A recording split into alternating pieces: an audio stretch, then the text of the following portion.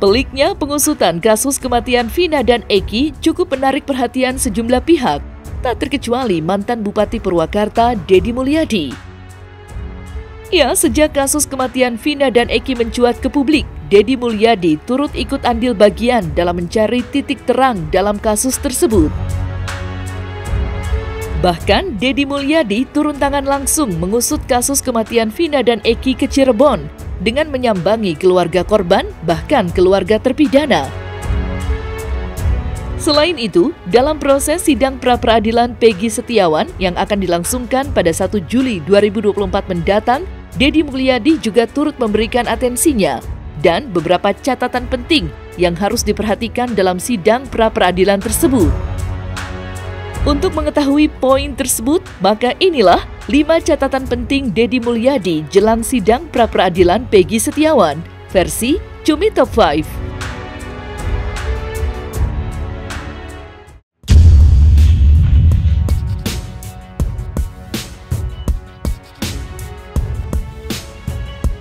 Jelang sidang pra-peradilan Peggy Setiawan, Deddy Mulyadi meminta agar kejanggalan kasus kematian Vina dan Eki diusut tuntas terlebih dulu. Seperti diketahui, kasus kematian Vina dan Eki memang menimbulkan banyak kejanggalan. Terlebih, 2 nama DPO, Andi dan Dani, dihapus. Dan kepolisian menetapkan Peggy Setiawan sebagai tersangka terakhir. Lantas, apa alasan Deddy Mulyadi meminta kejanggalan kasus kematian Vina dan Eki diusut tuntas? Sebelum kita hari ini mencari siapa pelaku lah, mau nyari pelaku Peggy di Cianjur, mau nyari siapapun ya, menurut saya ini dulu lurusin, ya kan? Walaupun vonisnya sudah keluar, tapi kan dari vonis yang keluar ini dianulir juga kan? Ya kan, kalau yang 2 ini dianulir oleh Polda, berarti yang 8 juga harus dianulir dong. Karena ini kan satu kesatuan, iya kan? Nah, ini kan cukup 2 aja. Apakah ini atau kecelakaan?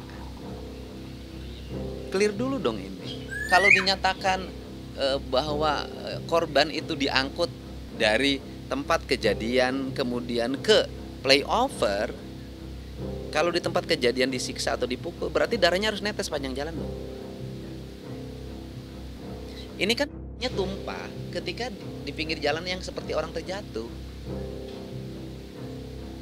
Dan itu motornya kalau nggak salah jatuhnya ke kanan. Kata orang yang ahli lalu lintas, itu kalau yang jatuh ke kanan itu kecelakaan. Kan otot di kiri. Katanya. Gitu loh. Nah, kalau sudah seperti itu, kenapa kita tidak terbuka saja sih? Nguji dulu sebelum kita kemudian, kalau kemudian ternyata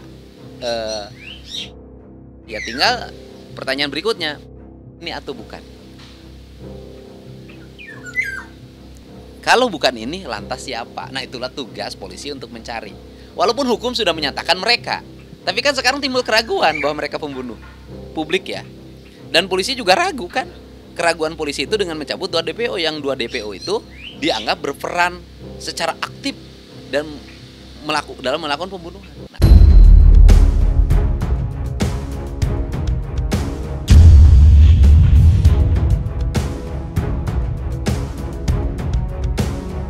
Menurut Deddy Mulyadi, saksi-saksi dalam kasus kematian Vina dan Eki harus diberi pengawalan atau didampingi, agar saat penyidikan mereka tidak mudah terbujuk jika ada oknum yang sengaja mempengaruhi.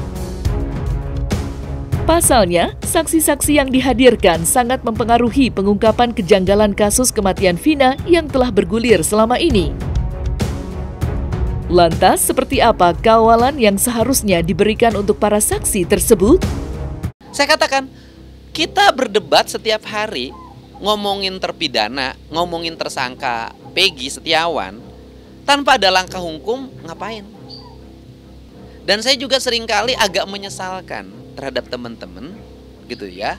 Kita sibuk berdebat di televisi, berdebat di media sosial, lupa saksi nggak diurus, lupa saksi nggak dikawal. Selama kita debat, penyidik memeriksa saksi, saksinya nggak ada yang dampingin, gimana?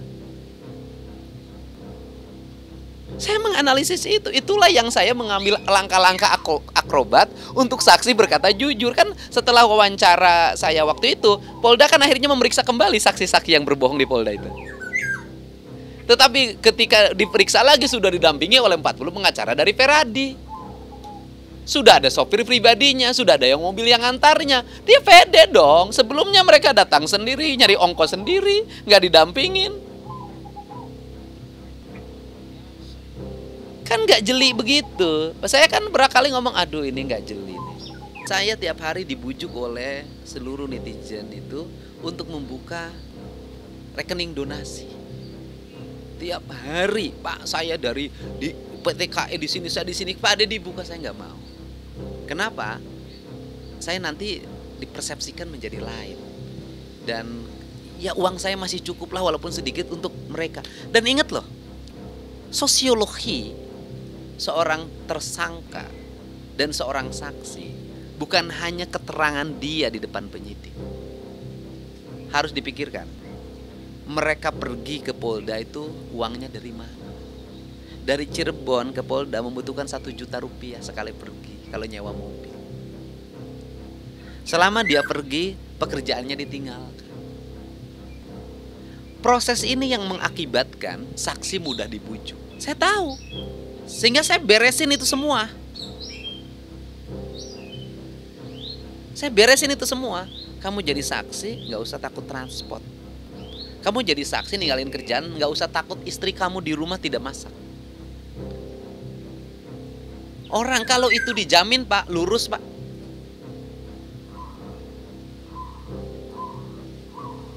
Apa nggak dipikirkan problem mereka? Saya tuh detil sampai memikirkan ya, sampai nanya, kamu kerja berapa sehari? Kan pertanyaan selalu begitu. Gajinya berapa sebulan? Sehari berapa? Sebenarnya saya tuh lagi ngitung. Kalau kamu proyek sebulan, berarti kamu tuh segini kebutuhannya. Agar istri kamu tenang. Dan istri yang di rumahnya nggak desek-desek. Udahlah Pak, capek-capek ngapain? Udah iyain aja lah, biar beres. Nah, saya sih Pramudia itu paling hebat. Istrinya itu supporting, kamu jangan bohong. Hebat loh. Dan mereka sekarang udah bahagia, ya kan? Ya udahlah, jalan sekarang sering banyak dampingin saya. Udah. Ya kita ada rezekinya hidup ini. Nanti kalau susah-susah mata kerjaan, kerja tempat saya aja.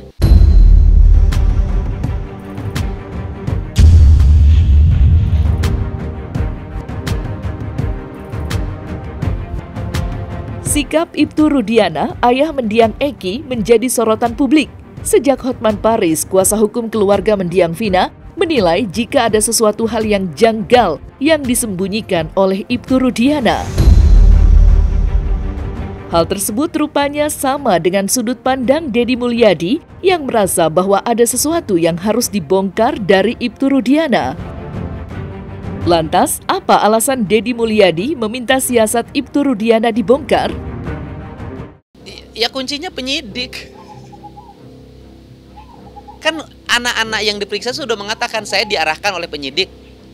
Ya tinggal ada kan di BAP-nya ada siapa penyidiknya. Ya penyidiknya panggil dong, tanya, kenapa kamu ngarahin mereka? Kan sederhana. Liga Akbar sudah menyebut dia diarahkan oleh Pak Rudiana. Pak Rudiana aja tanyain, kenapa harus ngarahin? Kalau Pak Rudiana yakin bahwa yang 7 ini, kenapa saksi harus diarahkan oleh dia? Kan Pak Rudiana udah yakin. Yang 7 orang ini, 8 orang ini. Kalau sudah yakin, kenapa Liga Akbar harus diarahkan? Masa saksi diarahin? Saksi itu kan menyatakan apa yang dia dengar, apa yang dia lihat. Itu saksi, nggak boleh diintervensi. Kan kalau kita jujur-jujuran, Kanit narkoba melakukan langkah-langkah penyelesaian penanganan kasus, walaupun ujungnya dipertanggungjawabkan atau dipindahkan ke reskrim, itu juga menurut saya kan tidak tepat.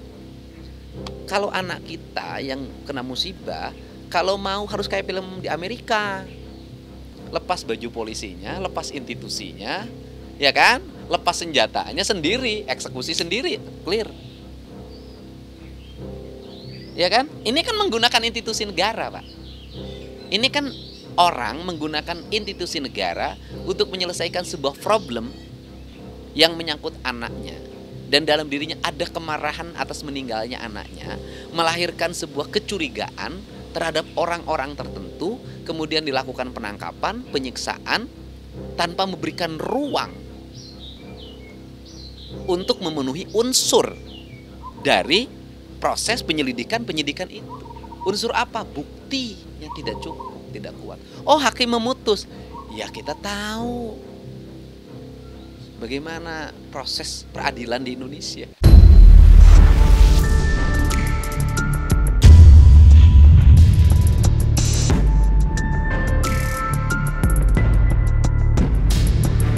Deddy Mulyadi secara terang-terangan mengungkapkan kejanggalannya terkait ketua RT yang diduga menyembunyikan fakta yang sebenarnya. Ya, Deddy Mulyadi pun mendesak agar ketua RT dibujuk untuk berkata jujur. Seperti diketahui, dalam kasus kematian Vina dan Eki, anak ketua RT yang berkumpul dengan para tersangka tidak dijadikan saksi ataupun memberikan keterangan apapun. Justru dalam hal tersebut, ketua RT yang diduga tidak berada di lokasi malah menjadi saksi di kasus kematian Vina dan Eki. Lantas, seperti apa sorotan Deddy Mulyadi terhadap ketua RT? Anak Pak RT itu kan ikut sama mereka satu geng nongkrong. Tapi kenapa anak Pak RT nggak ditersangkakan? Jadi saksi pun tidak di pengadilan, malah Pak RT-nya. Bukan anaknya. Yang lain bersaksi di pengadilan tuh, yang di bawah umur, Teguh segala macam. Tapi anaknya Pak RT enggak, katanya enggak jadi saksi di pengadilan. Tapi Pak RT-nya malah jadi saksi. Tetapi Pak RT itu tidak ada pertemuan dengan anak-anak itu. Gimana peran Pak RT? Pak RT hanya menyatakan mereka nginepnya adalah malam Selasa katanya, bukan malam Minggu. Tapi pernyataan Pak RT yang malam Selasa itulah jadi kunci untuk menganggap anak-anak ini bohong. Nah, pertanyaannya kalau Pak RT yang benar, anak ini bohong, uji dong. Uji dong, Pak RT yang benar atau anak-anak yang benar? Uji dong. Kalau saya sih satu aja, mereka diuji. Walaupun kasus ini sudah selesai, sudah inkrah, tapi mereka masih punya harapan PK. Karena mereka punya harapan PK, negara harus hadir untuk menguji kebenaran yang mereka miliki. Saya katakan, negara harus hadir. Dengan apa? Negara bersikap objektif. Negara tidak berkepentingan memenjarakan yang 7 orang. Tidak berkepentingan negara. Negara berkepentingan memenjarakan yang salah.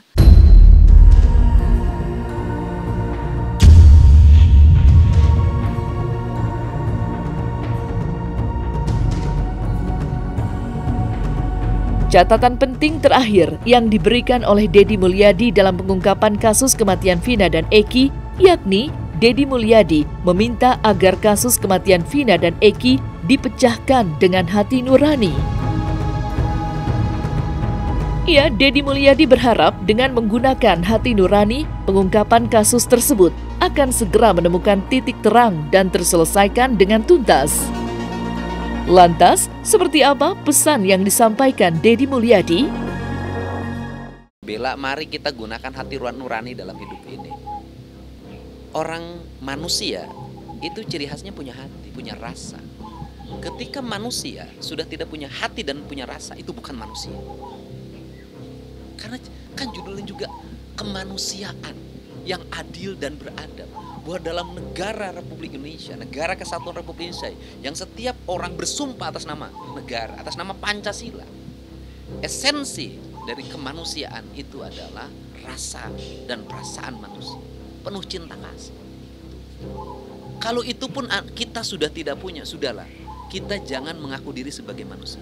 Pak Oto tuh pengacara pakai rasa loh, pakai hati ya, karena dia seorang akademisi ya. Dan Pak Oto kan bukan pengacara yang sering tampil untuk berdebat. Saya lihat tidak. Ya saya nggak ngomong itu. Saya nggak senang berdebat, gitu loh. Nah, dan ya jujur aja dengan saya ini sama.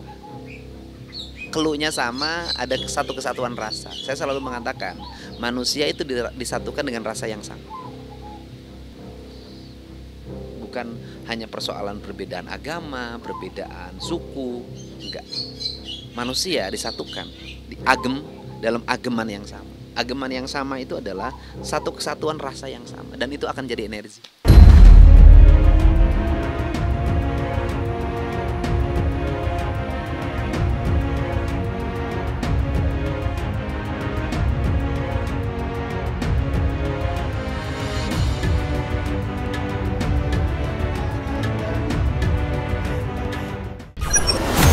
to the